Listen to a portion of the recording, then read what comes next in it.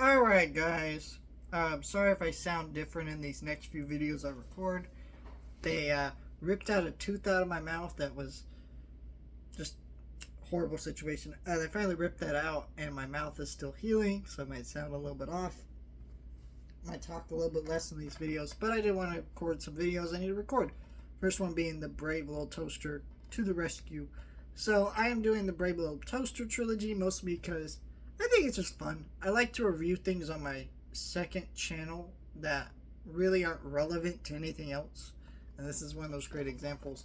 Because I don't really ever see a Brave Little Toaster having to come back, right? And I don't think anyone's ever seen these movies other than the first one.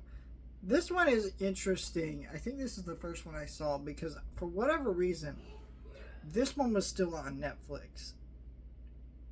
Like back when Netflix still had Disney movies before Disney Plus launched. But they didn't have the first one. I think they had the third one, Ghost to Mars. I think we watched this one first. This one's very odd. This whole franchise is very odd, right? The idea that someone would be so attached to their appliances that the main guy in this movie is essentially Andy, right?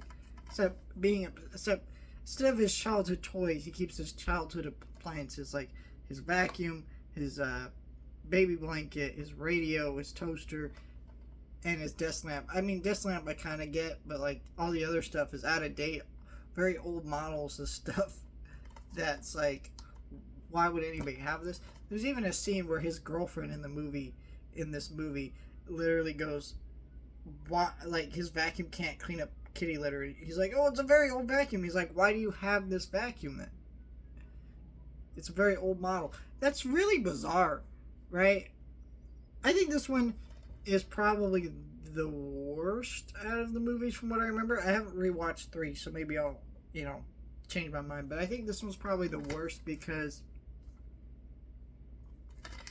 the concept of this movie is like a mystery with the computer virus and stuff, and then there's all these animal characters in this lab that their master works at, and it's just like, what does this have to?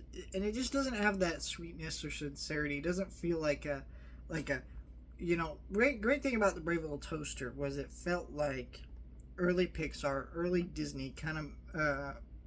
Early Pixar, Disney at its best, kind of mixed together to make this really oddball type of movie that was very creative, very unique. This movie really isn't that creative. It's just mostly bizarre and just not well thought out and very boring. I don't really care about any of these animals' subplots, like at all. I don't really care about any of them, and I don't really understand what this has to do. Like, Brave Little Toaster is one of those movies that really just should have been a one-off. And the plot that they came up here is just so, like, not interesting. I mean, I think it's engaging the first time you see it because the mystery is kind of, like, engaging. I think that, but even then, the mystery doesn't come in for at least 20 to 30 minutes. And by then, half the movie's over. So, I don't know. It's just, it's a very weird movie. This whole franchise is, but this is a bad movie that, it's not really anything. So there you go.